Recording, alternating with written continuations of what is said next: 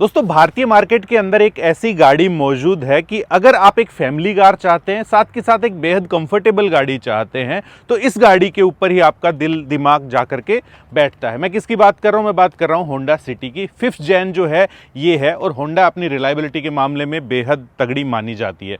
तो उसी हिसाब से ही जो है ये गाड़ी आप लोगों को देखनी चाहिए। वैसे मैं कम बोलूँगा, इनके जो ओनर हैं वो ज़्यादा बोलेंगे। क्यों? क्योंकि वो गाड़ी रख रहे हैं, आपको बताते हैं कि वो कितना खुश है, कितना नहीं, क्या अच्छा है इस गाड़ी के अंदर, क्या ख़राब है। तो मैं सार्थक भाई को बुलाना चाहता हूँ। सार्थक भाई, बहुत बहुत स्वागत है आपका चैनल के ऊपर। ठीक है, तो इन्होंने ये खरीदी है गाड़ी, और ये है वी वेरिएंट है होंडा सिटी का, लगभग 16 लाख में। Exactly right. वैसे एक इंटरेस्टिंग स्टोरी है, ये लगभग 7 लाख से शुरू हुए थे और इतने तक पहुंच गए हैं, वो भी बात करेंगे। वैसे खुश हैं? हाँ, all in all yes, we are happy. Okay, मतलब कि ग्राफ जो है यस की तरफ जा रहा है तो कुछ एक तो मतलब नेगेटिव भी आने वाले हैं हाँ, एक दो नेगेटिव्स ऑफ कोर्स। इससे पहले कौन सी वाली थी? इससे पहले मैं डिजायर यूज कर रहा था, और वो डीजल थी। डीजल थी, और 2-2.5 लाख किलोमीटर के आसपास चला थी। एग्जैक्टली। मैं आपको एक और चीज़ बता दूं कि ये गाड़ी जो है इन्होंने अपने फादर साहब के लिए खरीदी है, और लगभग जो है ये ऑटोमेटिक नहीं है, ये है आपकी मैनुअल गाड़ी। ठीक है, उल्टा प्रेफर किया वैसे आप लोगों ने। अगर भारत भ्रमण अगर करना है तो ऑटोमेटिक के ऊपर ज़्यादा जाते हैं लोग बाग। एग्जैक्टली, बट जैसे कि पता है आपको भी, एक सीवीटी आ रहा है हमारे पास। अगर सीवीटी में कभी कोई प्रॉब्लम आती है आफ्टर वारंटी, तो वो बहुत ज़्यादा कॉस्टली पड़ता है। जबकि मैनुअल गियर बॉक्स का आप काम कहीं भी करा सकते हो after warranty. It's not necessary कि आप शोरूम के पास ही जाओ, एज एन कंपनी के ही पास जाओ कराने। और उसके अलावा जैसे कि शुरू से आदत रही है, मैनुअल्स को ज़्यादा प्रेफर करते हैं, और मैनुअल के साथ आपको जो एक कॉन्फिडेंस और एक जो आपको मज़ा देता है। चलो वो एक बात एक अलग है, लेकिन मैं आपको बता दूं कि सीवीटी जो है वो भी इनका काफ़ी रिलायबल है। ठीक है, और ठीक है, वो जल्दी से ख़राब नहीं होता, तो उतनी ज़्यादा कॉस्ट वगैरह की हाँ, कोई लेकिन चीज़ मैंने नहीं रहती। यूज़ करी हुई है। मेरे पास जो है होंडा सिविक भी रही है कुछ टाइम, ऑटोमेटिक सीवीटी वाली ही, 2009 वाला मॉडल। उसको भी हमने लगभग 10 साल चलाया, उसमें भी कोई इशू नहीं आया कभी, है ना। हाँ, बट देन फिर भी ठीक है। उनको जैसे मेरे फादर को ज़्यादा था कि एक मैनुअल, जब गाड़ी मेनली उन्हीं के लिए हाँ, खरीदी थी, तो उनका प्रेफरेंस मैनुअल था, इसीलिए वैसे भाई ने लेकर के गाड़ी, आगे से बम्पर वगैरह चेंज है, पीछे से क्वार्टर पैनल चेंज है, या रीपेंट वगैरह है। तो ये सारी चीज़ें भी हो चुकी हैं गाड़ी के साथ में, जो कि मेरे ख्याल से आपने नहीं मारी थी।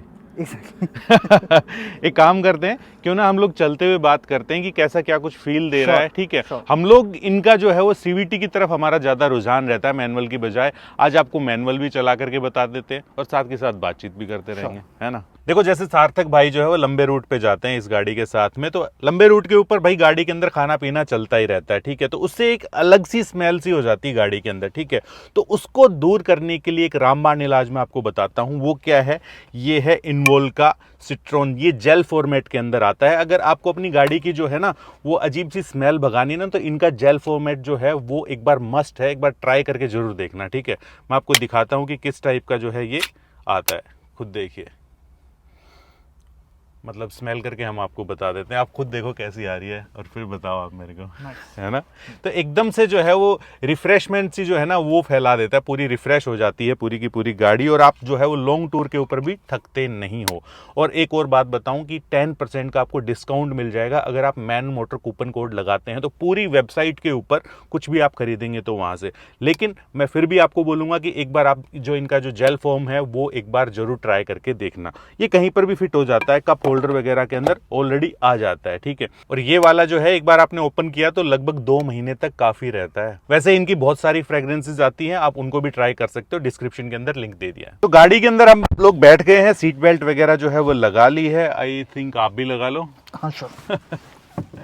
और सबसे अच्छी बात पता है क्या है इस होंडा सिटी के बारे में, कि बेहद आपको कंफर्टेबल सीटें दी जाती हैं। सीटिंग पोजीशन जो है वो बेहद कंफर्टेबल है, और विजिबिलिटी वगैरह भी बहुत प्यारी आपको मिलने वाली है। स्टार्ट करते हैं और देखते हैं अंदर कितनी आवाज़ आती है।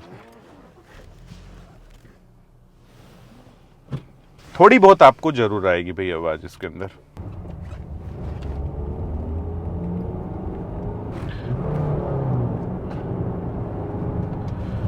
आईवी टेक जब किक इन होता है, मतलब कि एक तरीके से ना जब आवाज़ आनी एक बार स्पोर्टी आवाज़ के अंदर जब कन्वर्ट होता है, तो आप ऐसा लगता है कि रेस देते जाओ, रेस देते जाओ। ठीक है, जब आप ज़्यादा एक्सेलेरेट करते हैं ना, तो ये बड़ा ही फ्रेंडली सा इंजन है। मतलब कि हाई रेव जो है ना वो इंजन है, हाई रेव फ्रेंडली इंजन है, तो कोई दिक्कत वाली बात इसके अंदर लगती नहीं है। वैसे आप एवरेज जो है फिलहाल भाई साहब जो निकाल रहे हैं 13.7 की निकाल रहे हैं, ठीक है।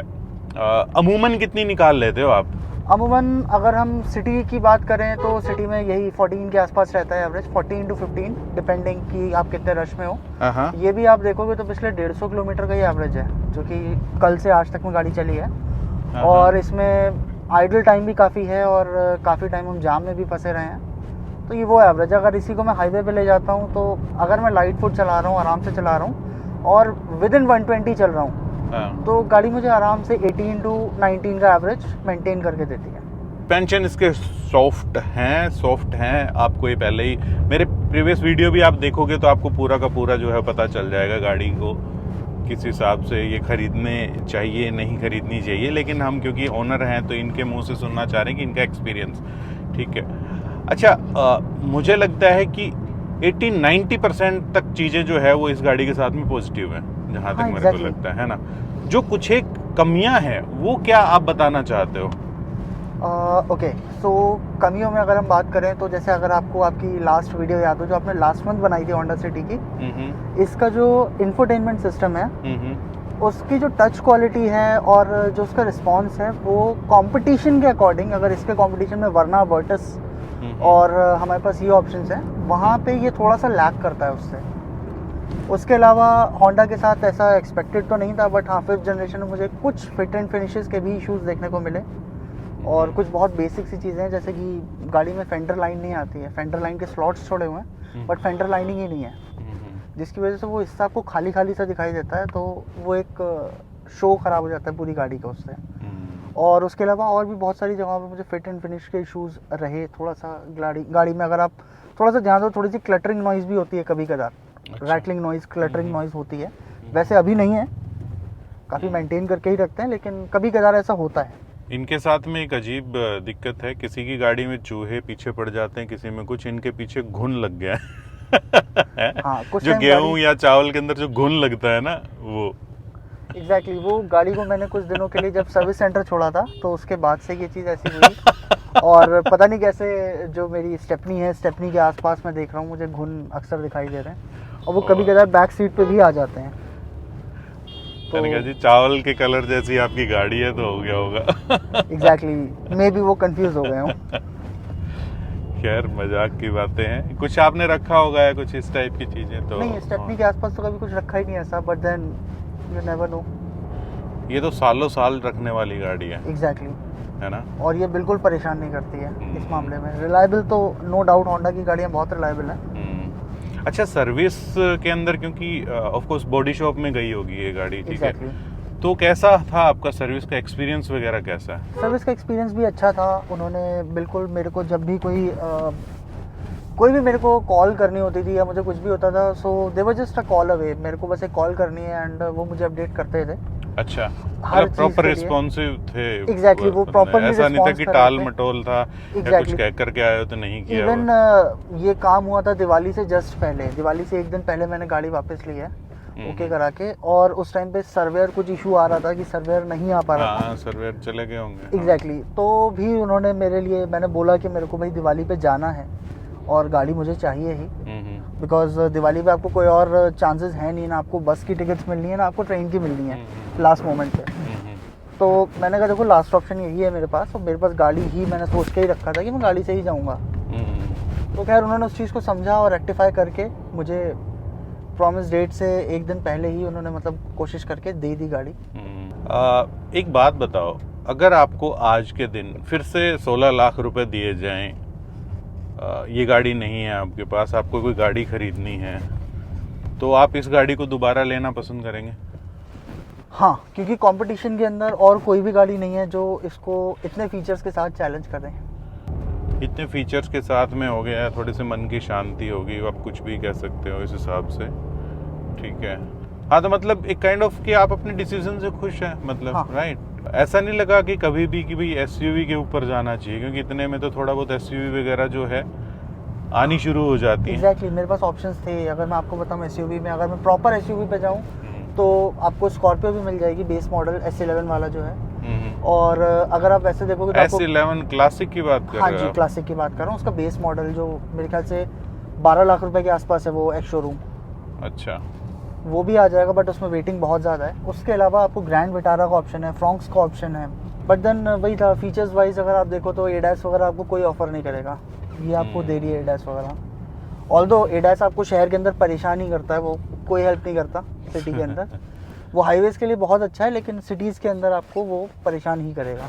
और अगर कोई नया बंदा है तो उसको तो पता ही नहीं होगा कि भाई ये क्या हुआ। एग्जैक्टली मेरे फादर जब इसको लेकर के जा रहे थे तो आगे थोड़ा सा पानी भरा हुआ था, सिंस हमने जून में ली थी गाड़ी, जून एंड में, तो बारिश का मौसम था, थोड़ा सा पानी भरा था। इसका एडैस कंफ्यूज हुआ, उसने एकदम से ब्रेक मार दिया ब्रिज से जस्ट पहले, एक ब्रिज स्टार्ट हो रहा था उससे जस्ट पहले। तो इवन वो भी घबरा गए कि कैसे गाड़ी एकदम से रुक गई झटका मार के और बंद हो गई। तो उन्होंने मुझे भी कॉल करके पूछा कि गाड़ी स्टार्ट हो रही है, साइड में हमने लगा ली, लेकिन क्या था, मगर वो एडैस होगा और कुछ नहीं, वो कंफ्यूज होकर के एकदम से ब्रेक मारा। ओके, यही बात, ये अगर आप किसी को एडैस वाली अगर गाड़ी देते भी हो ना, तो उसको बताया करो कि भाई ऐसे ऐसे जो चीज़ें हो सकती हैं आपके साथ में, ठीक है।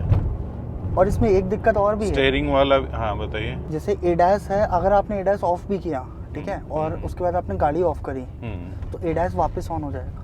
अब कोलिजन मिटिगेशन आपका जो है, लेन कीप असिस्ट जो है वो ऑफ रहेगा, लेकिन कोलिजन मिटिगेशन आपका ऑन हो जाएगा फिर से।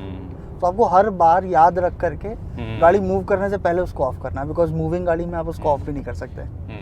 कम पैसे में ज़्यादा से ज़्यादा फीचर्स इस गाड़ी ने दिए हैं आपको, ज़्यादा से ज़्यादा रिलायबल चीज़ आपको दी है, मतलब इंजन वगैरह और सारी चीज़ें। और प्लस मुझे पर्सनली बाहर जा करके काम कराना उतना पसंद नहीं है कि मैं गाड़ी को निकालूं फिर करोल बाग जाऊं और बेसिक चीज़ें उसमें और कराऊं। इसीलिए मेरे को लगा जो बेसिक चीज़ों की जिनकी आपको एक्चुअली में रिक्वायरमेंट है वो सब है आपके पास। अच्छा, आप पीछे कितने कंफर्टेबल बैठे हैं? पीछे वैसे मैं सच बताऊं, मैं फर्स्ट टाइम ही बैठा हूँ। अच्छा। तो मैं भी एक्सपीरियंस लेने का ट्राई कर रहा हूँ। नहीं, वैसे कंफर्ट काफ़ी अच्छा है पीछे भी। आप आराम से इसके अंदर आप एक लॉन्ग ट्रिप प्लान कर सकते हैं। अभी आप देखो, आपने अपनी हाइट के हिसाब से सीट एडजस्ट कर रखी है। बिल्कुल बिल्कुल। और मेरे ख्याल से आपकी हाइट भी 6 से बहुत ज़्यादा कम नहीं होगी, 6 फीट से। 6 फीट ही है जी, हाँ। और मेरी भी 5'11" ही है हाइट।